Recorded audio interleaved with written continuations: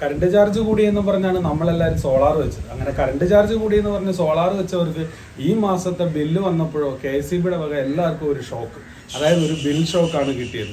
ഒരുപാട് പേര് വിളിക്കുകയും മെസ്സേജ് അയക്കുകയൊക്കെ ചെയ്തു, എന്താണ് ഇങ്ങനെ ബില്ല് കൂടാൻ കാര്യം, എന്തുകൊണ്ടാണ്. അതുകൊണ്ടാണ് നമ്മൾ ഈ വീഡിയോ ചെയ്യാമെന്ന് തീരുമാനിച്ചത്. എന്താണ് ഈ KCBയുടെ ഷോക്ക്, എന്തുകൊണ്ടാണ് ഈ ഏപ്രിൽ മാസത്തെ ബില്ല് നിങ്ങൾക്ക് ഈ KCBയുടെ ഇരുട്ടടി കിട്ടിയെന്ന് അറിയണ്ടേ? വാ നമുക്ക് നേരെ വീഡിയോയിലേക്ക് പോകാം.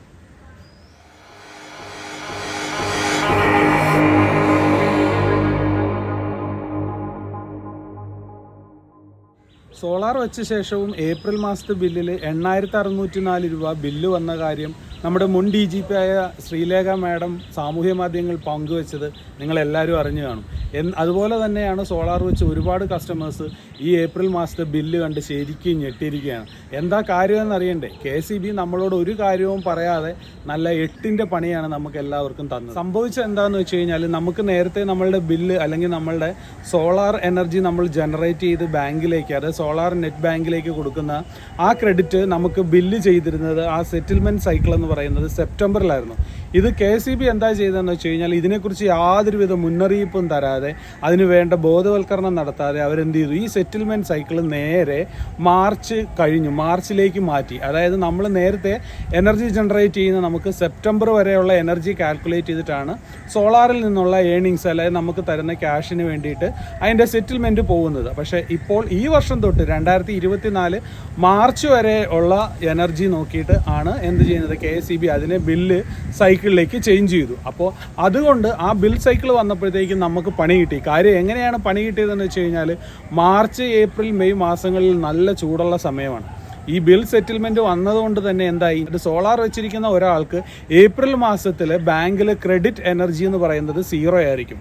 അപ്പോൾ ഏറ്റവും കൂടുതൽ ചൂടുള്ള സമയമായ ഈ ഏപ്രിൽ സമയങ്ങളിൽ നമ്മൾ വീടുകളിൽ എല്ലാ ഫാനുകളും, മിക്സി, ഫ്രിഡ്ജ്, AC, അതായത് നമ്മളുടെ ഉപയോഗം കൂടി, ചൂട് കൂടുതലായതുകൊണ്ട് തന്നെ നമ്മുടെ കറണ്ടിൻ്റെ കൺസംഷനും ഉപയോഗവും ഒരുപാട് കൂടുതലാണ്. പക്ഷേ ഈ സമയത്ത് സോളാർ എനർജിയിൽ നിന്ന് ജനറേറ്റ് ചെയ്തിരിക്കുന്ന നമ്മളുടെ ക്രെഡിറ്റിൽ ബാലൻസ് ഇല്ല. അപ്പോൾ അങ്ങനെ KCB ബില്ല് കാൽക്കുലേറ്റ് ചെയ്യുമ്പോഴോ ഏപ്രിൽ മാസത്തിൽ നമ്മളുടെ ക്രെഡിറ്റ് 0 ആണ്. അപ്പോൾ അതുകൊണ്ട് തന്നെ ആ മാസം ഇമ്പോർട്ട് ചെയ്ത എനർജി എത്ര, എക്സ്പോർട്ട് ചെയ്ത എനർജി എത്ര, എന്തായാലും ഉപയോഗം കൂടുതലായതുകൊണ്ട് തന്നെ നമ്മൾ എക്സ്പോർട്ട് ചെയ്ത എനർജി കുറവായിരിക്കും. നമ്മൾ ഇമ്പോർട്ട് മൈനസ് എക്സ്പോർട്ട് ഏതാണോ ബാലൻസ് വരുന്നത്, അതായത് ഇപ്പോൾ 200 യൂണിറ്റ് നമ്മൾ എക്സ്പോർട്ട് ചെയ്തിട്ടുണ്ട്, 300 യൂണിറ്റ് നമ്മൾ ഉപയോഗിച്ചിട്ടുണ്ടെങ്കിൽ ആ 300-ൽ നിന്ന് 200 പോയിട്ട് ബാക്കി 100 യൂണിറ്റിന് KCBയുടെ നിരക്കിൽ നമ്മൾ പൈസ അങ്ങോട്ട് കൊടുക്കണം ഈ പുതിയ സെറ്റിൽമെൻറ്റ് സംബന്ധിച്ച്. പക്ഷേ അത് സെപ്റ്റംബറിലായിരുന്ന സമയത്ത് എന്താ സംഭവിച്ചത്, ഓൾറെഡി നമുക്ക് ഈ ഒക്ടോബർ തൊട്ട് അടുത്ത സെപ്റ്റംബർ വരെയുള്ള എനർജി ജനറേറ്റ് ചെയ്ത് നമ്മൾ ഉപയോഗിച്ചത് കൂടാതെ മിച്ചം വന്നത്, എക്സസ് ആയിട്ടുള്ളത് നമ്മളുടെ ബാങ്കിൽ ക്രെഡിറ്റിൽ അവിടെ കിടപ്പുണ്ട്. അപ്പോൾ ഈ മാർച്ച് ഏപ്രിൽ മാസങ്ങളിൽ നമ്മളുടെ ഉപയോഗം കൂടിയാലും നമ്മളുടെ ക്രെഡിറ്റിൽ നിന്ന് ആ എനർജി മൈനസ് ചെയ്യുകയും കറണ്ട് ബില്ല് നമുക്ക് നേരത്തെ വന്നതുപോലെ 0 അല്ലെങ്കിൽ ഈ എനർജി ഡ്യൂട്ടിയും ഈ മീറ്റർ റെൻറ്റ് അങ്ങനത്തെ വളരെ ചെറിയ നിരക്ക് മാത്രമേ വരത്തുള്ളായിരുന്നു. പക്ഷേ ഇത് KCB ചെയ്തിരുന്ന, ഒരു പക്ഷേ KCB ഇത് നേരത്തെ തന്നെ സോളാർ വെച്ചിട്ടുള്ള ആളുകളെ ഇത് അറിയിച്ചിരുന്നെങ്കിൽ നമുക്ക് നമ്മുടെ മാർച്ച് മാസത്തെ ഉപയോഗങ്ങൾ കൺട്രോൾ ചെയ്യാൻ പറ്റുമായിരുന്നു. രാജ്യത്തുടനീളം നമ്മളുടെ സോളാർ എനർജിയെ പ്രോത്സാഹിപ്പിക്കുമ്പോൾ നമ്മുടെ ഇവിടെ KCB മാത്രമാണ് ഈ സോളാർ വെച്ചവർക്ക് ഇങ്ങനെ ഇടയ്ക്കിടയ്ക്ക് ഓരോ ഇരുട്ടടി നൽകിക്കൊണ്ടിരിക്കുന്നത്. അതായത് നമ്മൾ ജനറേറ്റ് ചെയ്ത് KCBക്ക് കൊടുക്കുന്ന എനർജിയിൽ ഒരു യൂണിറ്റിന് നമുക്ക് 2 രൂപ 70 പൈസ വെച്ച് തരുമ്പോൾ അതിനെ പ്രോത്സാഹിപ്പിക്കാതെ അവർ 7 രൂപ മുതൽ 16 രൂപ വരെ പൈസ നൽകിക്കൊണ്ടാണ് കരാർ അടിസ്ഥാനത്തിൽ KCB പുറത്തു നിന്ന് വൈദ്യുതി വാങ്ങിക്കുന്നത്. അപ്പോൾ ഈ സോളാറുകാരെ കൂടുതൽ പ്രോത്സാഹിപ്പിക്കുകയാണെങ്കിൽ അത് സത്യം പറഞ്ഞാൽ KCBക്ക് ലാഭം ഉണ്ടാക്കുകയല്ലേ ചെയ്യത്തുള്ളൂ. അപ്പോൾ ഒരുപക്ഷെ ഈ കരാറുകാരിൽ നിന്നുള്ള കമ്മീഷനും കാര്യങ്ങളും അവർക്ക് കിട്ടാത്തതുകൊണ്ടായിരിക്കാം ഈ KCBക്കാർ ഈ സോളാറിനെ പ്രൊമോട്ട് ചെയ്യാത്തത്. അതുകൊണ്ട് തന്നെ ഈ KCBയുടെ ഇങ്ങനെയുള്ള ഇടയ്ക്കിടയ്ക്ക് പൈസ കൂട്ടിയുള്ള പ്രതിഭാസം കൊണ്ട് തന്നെ പല ആളുകളും ഇന്ന് സോളാർ വെക്കണോ വേണ്ടയോ എന്നുള്ള ആശയക്കുഴപ്പത്തിലാണ്. ഇപ്പോൾ തന്നെ പലരും വെക്കാനിരുന്ന പലരും ഇതിനെക്കുറിച്ച് വീണ്ടും അന്വേഷിച്ചുകൊണ്ടിരിക്കുകയാണ്. ഈ ഏപ്രിൽ മാസത്തെ ബില്ല് ഇത്ര കൂടാൻ കാര്യമുണ്ട് എത്രയാണെന്ന്. 33 രൂപ എന്നുള്ളത് 71 രൂപയായി, 71 133 241 ഇപ്പം 541. ഇതാണ് ഇപ്പോൾ എനിക്ക് വന്ന ബില്ല് സോളാർ വെച്ചതിന് ശേഷം ഇതുവരെയുള്ളത്. അതുപോലെ ഉപയോഗം കൂടുതലുള്ള ആളുകൾക്കാണെന്നുണ്ടെങ്കിൽ എത്രയായിരിക്കും ബില്ല് വരിക? ഇപ്പോൾ ഈ ശ്രീലേഖ മാഡം പറഞ്ഞതുപോലെ അവർക്ക് സോളാർ വെച്ചിട്ടും 8606 രൂപ ഇലക്ട്രിസിറ്റി ചാർജ് വന്നപ്പോൾ തന്നെ അതിൽ നിന്നുള്ള അവരുടെ നേട്ടം ഇല്ലാതായില്ലേ. ഒരു പക്ഷേ അദ്ദേഹത്തിൻ്റെ നേരത്തെയുള്ള ക്രെഡിറ്റ് ബാലൻസ്, അതായത് സോളാർ എനർജി ബാലൻസ് ഉണ്ടായിരുന്നെങ്കിൽ അദ്ദേഹത്തിന് ഇത്രയും ഭീമമായ തുക നൽകേണ്ടി വരത്തില്ലായിരുന്നു. സോളാർ വെച്ചിരിക്കുന്ന എല്ലാവരും തന്നെ KCBയുടെ ബില്ലിംഗ് സൈക്കിളിനെ കുറിച്ച് അറിഞ്ഞിരിക്കുന്നത് നല്ലതായിരിക്കും. KCB പ്രധാനമായിട്ട് നമുക്ക് നെറ്റ് മീറ്ററിങ്, അതായത് സോളാർ വെച്ചിരിക്കുന്നവർക്ക് ഇപ്പോൾ നിലവിലുള്ളതാണ് നെറ്റ് മീറ്ററിങ്. അതായത് നമ്മൾ ഇമ്പോർട്ട് ചെയ്യുന്ന എത്ര, എക്സ്പോർട്ട് ചെയ്യുന്നത് എത്ര എന്ന് നോക്കിയിട്ട് മിച്ചം വരുന്ന, ഇമ്പോർട്ടിൽ നിന്ന് എക്സ്പോർട്ട് കുറച്ചിട്ട് മിച്ചം വരുന്ന എനർജിക്ക് മാത്രമാണ് നമ്മൾ ചാർജ് കൊടുക്കേണ്ടി വരുന്നത്. അതല്ലെങ്കിൽ എക്സ്പോർട്ടാണ് കൂടുതലെങ്കിൽ നമുക്ക് KCBയിൽ നിന്ന് അതിന് റെഗുലേറ്ററി കമ്മീഷൻ നിശ്ചയിച്ചിരിക്കുന്ന ഒരു പൈസ, അതായത് ഇപ്പോഴത്തെ നിലവിലെ നിരക്ക് 2 രൂപ 70 പൈസ ആയതുകൊണ്ട് ആ 2 രൂപ 70 പൈസ വെച്ച് നമുക്ക് ഇങ്ങോട്ട് പൈസ തരും. അതാണ് നിലവിലെ ഇപ്പോൾ സോളാറുകാർക്ക് നിലവിലുള്ള നെറ്റ് മീറ്ററിംഗ് സംവിധാനം എന്ന് പറയുന്നത്. പിന്നീടുള്ളതെന്ന് പറയുന്നത് ഗ്രോസ് മീറ്ററിംഗ്. ഗ്രോസ് മീറ്ററിംഗ് എന്താണെന്ന് വെച്ച് കഴിഞ്ഞാൽ, അതായത് നമ്മൾ ജനറേറ്റ് ചെയ്യുന്ന നമ്മുടെ സോളാർ പ്ലാന്റിൽ നിന്ന് ജനറേറ്റ് ചെയ്യുന്ന മുഴുവൻ എനർജിയെയും നമ്മൾ KCBക്ക് കൊടുക്കുന്നതായിട്ട് കണക്കാക്കും. അതായത് നമ്മൾ ജനറേറ്റ് ചെയ്യുന്ന എനർജി നമുക്ക് ഉപയോഗിക്കാൻ പാടില്ല, ആ എനർജിക്ക് മുഴുവൻ അവരുടെ നിരക്കിലുള്ള പൈസ നമുക്ക് തരും. പക്ഷേ അതിൽ നിന്ന് നമ്മൾ ഇമ്പോർട്ട് ചെയ്തിരിക്കുന്നത്, നമ്മൾ ഉപയോഗിക്കുന്ന എനർജിക്ക് മുഴുവൻ എന്ത് ചെയ്യണം, KCBയുടെ നിരക്കിൽ പൈസ നമ്മൾ അങ്ങോട്ട് കൊടുക്കണം. അതായത് നമ്മൾ ജനറേറ്റ് ചെയ്യുന്ന എനർജിക്ക് 2 രൂപ 70 പൈസ വെച്ച് തരുമ്പോൾ KCBയിൽ നിന്ന് നമ്മൾ ഉപയോഗിക്കുന്നതിന് പൈസ കൂടുതലാണ്. അപ്പോൾ ഈ ഗ്രോസ് മീറ്ററിംഗ് സംവിധാനം നിലവിൽ വന്നാൽ തീർച്ചയായിട്ടും സോളാർ വെച്ചിരിക്കുന്ന ഉപഭോക്താക്കൾക്ക് അത് നഷ്ടം തന്നെയായിരിക്കും. പിന്നീടുള്ളതെന്ന് പറയുന്നത് മറ്റൊരു TOD മീറ്ററാണ്. അത് ടൈം ഓഫ് ദ ഡേ എന്നുള്ള രീതിയിലുള്ള ഒരു മീറ്ററിംഗ് സംവിധാനമാണ്. അതായത് 500 യൂണിറ്റിൽ കൂടുതൽ ഉപയോഗിക്കുന്ന ഗാർഹിക ഉപഭോക്താക്കൾക്കും 20 കിലോവാട്ടിന് മുകളിൽ ഉപയോഗമുള്ള വ്യവസായ സ്ഥാപനങ്ങൾക്കുമാണ് ഈ TOD മീറ്ററിംഗ് സംവിധാനം നിലവിലുള്ളത്. അതായത് TOD എന്ന് പറയുന്നത് ടൈം ഓഫ് ദ ഡേ, അതായത് ഒരു ദിവസത്തെ 3 ടൈം സോണുകളായിട്ട്, സോൺ 1, സോൺ 2, സോൺ 3 എന്നിങ്ങനെ 3 ടൈം സോണുകളായിട്ട് തിരിച്ചിട്ട് ആ ടൈം സോണുകൾക്ക് പ്രത്യേകം പൈസയാണ് ഈടാക്കുന്നത്. സോൺ 1 അതായത് നമ്മുടെ രാവിലെ 6 മണി മുതൽ വൈകുന്നേരം 6 മണി വരെയുള്ള സമയത്തെയാണ് സോൺ 1 എന്ന് പറയുന്നത്, അത് നോർമൽ സോൺ.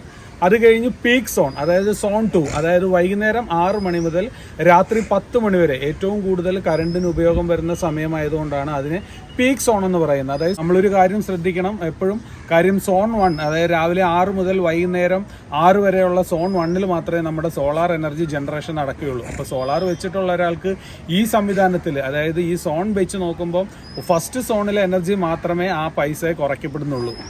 പിന്നെ സോൺ 3 എന്ന് പറയുന്നത് രാത്രി ഓഫ് പീക്ക്, അതായത് രാത്രി 10 മണി മുതൽ രാവിലെ 6 മണി വരെയുള്ള സമയത്തെയാണ് ഓഫ് പീക്ക് ടൈം, അതായത് സോൺ 3 എന്ന് പറയുന്നത്. ഈ സോൺ 3യിൽ നമുക്ക് പൊതുവേ മറ്റ് യൂണിറ്റ് ഉപയോഗിച്ചതിനേക്കാൾ നിരക്ക് കുറവായിരിക്കും. ഇപ്പോൾ നിലവിലത്തെ നിരക്ക് വെച്ച് ഈ പറയുന്ന TOD 500 യൂണിറ്റിൽ കൂടുതൽ ഉപയോഗിക്കുന്ന ഉപഭോക്താക്കൾക്കുള്ള നിരക്കെന്ന് പറയുന്നത് നമ്മുടെ സോൺ 1 രാവിലെ 6 മണി മുതൽ വൈകിട്ട് 6 മണി വരെ ഉപയോഗിക്കുന്ന ഉപഭോക്താവിന് ഒരു യൂണിറ്റിന് 8 രൂപ 80 പൈസയാണെന്നുണ്ടെങ്കിൽ സോൺ 2 വൈകുന്നേരം 6 മണി മുതൽ രാത്രി 10 മണി വരെ ഉപയോഗിക്കുന്ന, അതായത് പീക്ക് ടൈമിൽ ഉപയോഗിക്കുന്ന ഒരു ഉപഭോക്താവിന് 10 രൂപ 50 പൈസ നിരക്കിലായിരിക്കും ഒരു യൂണിറ്റിന് ചാർജ് ചെയ്യുക. അത് നേരെ മറിച്ച് ഓഫ് പീക്ക്, അതായത് രാത്രി 10 മണി മുതൽ രാവിലെ 6 മണി വരെയുള്ള സമയത്താണ് ഉപയോഗിക്കുന്നതെങ്കിൽ അതിന് നമുക്ക് കുറച്ച് പൈസ കുറവാണ്, 7 രൂപ 92 പൈസ വെച്ചാണ് നമ്മൾ ഒരു യൂണിറ്റിന് ഈടാക്കുന്നത്. പിന്നൊരു കാര്യം എല്ലാവരും ഓർത്തിരിക്കുക, ഇപ്പോൾ നമുക്ക് നിലവിലുള്ള ഈ നെറ്റ് മീറ്ററിംഗ് തന്നെയാണ് നമുക്ക് കുറച്ചുകൂടെ പ്രോഫിറ്റബിൾ ആയിട്ടുള്ളത്. ഈ ശ്രീലേഖ മാഡത്തിന് ഇത്രയും പൈസ വരാനുള്ള കാര്യം മാഡത്തിൻ്റെതെന്ന് പറയുന്നത് TOD മീറ്ററിംഗ് ആണ്. 500 യൂണിറ്റിൽ കൂടുതൽ ഉപയോഗിക്കുന്നത് കൊണ്ട് മാഡത്തിൻ്റെ KCB charge, current charge calculate ചെയ്തിരിക്കുന്നത് TOD മീറ്ററിങ്ങിലാണ്. അപ്പോൾ ആ TOD മീറ്ററിങ്ങിൽ ഇപ്പോൾ ഞാൻ പറഞ്ഞ പൈസ പ്രകാരം ആ മാഡത്തിൻ്റെ എത്ര രൂപയാണ് വരുന്നതെന്ന് നമുക്കൊന്ന് കാൽക്കുലേറ്റ് ചെയ്ത് നോക്കാം. ശ്രീലേഖ മാഡത്തിന്റെ കണക്ക് പ്രകാരം സോൺ 1 399 യൂണിറ്റ് ആണ് ഇമ്പോർട്ട് ചെയ്തിരിക്കുന്നത്. അതായത് രാവിലെ 6 മണി മുതൽ വൈകുന്നേരം 6 മണി വരെ അവരുപയോഗിച്ചത് 399 യൂണിറ്റ് ആണ്. അതുപോലെ സോൺ 2 അതായത് പീക്ക് സോണിൽ, പീക്ക് അവേഴ്സിൽ വൈകുന്നേരം 6 മണി മുതൽ 10 മണി വരെ ഉപയോഗിച്ചത് 247 യൂണിറ്റ് ആണ്. അതുപോലെ ഓഫ് പീക്ക് ടൈമിൽ രാത്രി 10 മണി മുതൽ രാവിലെ 6 മണി വരെ ഉപയോഗിച്ചത് 636 യൂണിറ്റ് ആണ്. പിന്നെ അവരുടെ സോളാർ എനർജി, സോളാറിൽ നിന്ന് എക്സ്പോർട്ട് ചെയ്ത എനർജി എന്ന് പറയുന്നത് 290 യൂണിറ്റ് ആണ്. അപ്പോൾ ആ ഒരു ദിവസം നോർമൽ സോണിൽ നമുക്ക് സോളാർ എനർജി കിട്ടുന്നത് നോർമൽ സോണിലാണ്, രാവിലെ 6 മണി മുതൽ വൈകുന്നേരം 6 വരെ. അങ്ങനെയുള്ള നോർമൽ സോണിൽ 399 യൂണിറ്റ് അവർ ഇമ്പോർട്ട് ചെയ്തിട്ടുണ്ട്. അതിൽ നമ്മൾ എക്സ്പോർട്ട് ചെയ്ത 290 പോയിട്ട് ബാക്കി 109 യൂണിറ്റ് ആണ് സോൺ 1 വരുന്നത്. അപ്പൊ നമ്മൾ നേരത്തെ പറഞ്ഞ കണക്കും പ്രകാരം കണക്ക് പ്രകാരം സോൺ 1 109 യൂണിറ്റിന് 8 രൂപ 80 പൈസ വെച്ച് 959 രൂപ 20 പൈസയും, അതുപോലെ സോൺ 2 247 യൂണിറ്റിന് പീക്ക് അവേഴ്സ് ആയതുകൊണ്ട് 10 രൂപ 50 പൈസ വെച്ച് 2593 രൂപ 50 പൈസയും, സോൺ 3 അതായത് ഓഫ് ടൈം ആയതുകൊണ്ട്, ഓഫ് അവേഴ്സ് പീക്ക് അവേഴ്സ് ആയതുകൊണ്ട് 636 യൂണിറ്റിന് 7 രൂപ 92 പൈസ വെച്ചിട്ട് 5037 രൂപ 12 രൂപ, അങ്ങനെ 5589 രൂപയായിരിക്കാം ശ്രീലേഖ മാഡത്തിന്റെ ബില്ല്. പിന്നെ അതിന്റെ GST, SGST, പിന്നെ metre rent, duty, energy duty, അങ്ങനെ എല്ലാം കൂടെ ചേർന്ന് വരുന്നതാണ് അവർക്ക് വന്ന 8606 രൂപ 64 പൈസ എന്ന് പറയുന്ന ബില്ല്. അപ്പം KCBയുടെ കണക്ക് പ്രകാരം ഈ ശ്രീലേഖ മാഡത്തിന് കൊടുത്ത ബില്ല് കറക്റ്റ് ആണ്. പക്ഷെ സോളാർ വെച്ചു എന്ന നിലയിൽ, അതുപോലുള്ള ഒരു കസ്റ്റമർ എന്ന നിലയിൽ അവർക്ക് സോളാർ എനർജി അദ്ദേഹത്തിന്റെ ബാങ്കിൽ, അതായത് ശ്രീലേഖ മാഡത്തിന്റെ ക്രെഡിറ്റിൽ സോളാർ എനർജി ഉണ്ടായിരുന്നു, സെപ്റ്റംബറിലായിരുന്നു കാൽക്കുലേറ്റ് ചെയ്തിരുന്നതെങ്കിൽ മാഡത്തിന് നോർമൽ ചാർജായ മീറ്റർ റെന്റും GSTയും SGSTയും ജനറേഷൻ ഡ്യൂട്ടി എന്നടങ്ങുന്ന വളരെ ചെറിയൊരു തുക മാത്രമേ നൽകേണ്ടി വരത്തുള്ളൂ. ഈ മാഡത്തിന് നൽകിയതുപോലെ തന്നെയാണ് സോളാർ വെച്ചിരുന്ന എല്ലാ കസ്റ്റമേഴ്സിനും KCB ഇപ്പൊ നല്ല എമൗണ്ട്. സത്യം പറഞ്ഞാൽ നമുക്ക് ആർക്കും ഈ പൈസ അടയ്ക്കേണ്ടി വരില്ലായിരുന്നു. നേരത്തെ അടച്ചുകൊണ്ടിരുന്ന ആ ചെറിയ തുക മാത്രമേ അടയ്ക്കേണ്ടി വരത്തുള്ളായിരുന്നു. പക്ഷെ എന്ത് ചെയ്യാനാ, നമ്മളോടൊരു മുന്നറിയിപ്പോ നമുക്കൊരു ഇൻഫർമേഷനും ഇല്ലാതെ KCB ഇങ്ങനെ ഒരു പണി തന്നപ്പോൾ അതിന്റെ അനുഭവം എല്ലാവരും അനുഭവിച്ചേ പറ്റൂ. എന്തായാലും ഇനി എങ്കിലും നമ്മളിത് സൂക്ഷിക്കുക. കാര്യം KCBക്ക് ലാഭം ഉണ്ടാക്കാൻ വേണ്ടിയിട്ടാണല്ലോ അവർ ആ ഒരു രീതിയിലേക്ക് ബില്ലിംഗ് സൈക്കിൾ തന്നെ ചേഞ്ച് ചെയ്തത്. നമ്മൾ തിരക്കിയപ്പോൾ അറിയാൻ സാധിച്ചത് ബില്ലിംഗ് സൈക്കിള് നമ്മൾ ഈ ബില്ല് സൈക്കിൾ മാർച്ചിലേക്ക് മാറ്റി എന്നുള്ള ഇതാണ്. മാർച്ച് കൊണ്ട് സെറ്റിൽ ചെയ്യുന്നു, ഏപ്രിൽ തൊട്ട് പുതിയ സൈക്കിൾ സ്റ്റാർട്ട് ചെയ്യുന്നു എന്നുള്ളതാണ് അറിയാൻ സാധിച്ചത്. എന്തായാലും അടുത്ത വർഷം ഇതുപോലെ ബില്ല് വരാതിരിക്കാനായിട്ട് മാർച്ച് ഏപ്രിൽ മാസങ്ങളിൽ നമ്മൾ തന്നെ ഒന്ന് അല്പം ശ്രദ്ധിച്ചാൽ കുറച്ച് ബില്ലുകൾ നമുക്ക് കുറയ്ക്കാൻ പറ്റും. ഇനിയും ഇതുപോലുള്ള വീഡിയോകൾക്കായി ചാനൽ സബ്സ്ക്രൈബ് ചെയ്യാൻ മറക്കാതിരിക്കുക. വീഡിയോ നിങ്ങൾക്ക് ഇഷ്ടമായാൽ ലൈക്ക് ചെയ്യാനും അതുപോലെ തന്നെ നിങ്ങളുടെ അഭിപ്രായങ്ങൾ കമൻറ്റുകളായും അറിയിക്കുക. മറ്റൊരു വീഡിയോയുമായി നമുക്ക് വീണ്ടും കാണാം. ബൈ.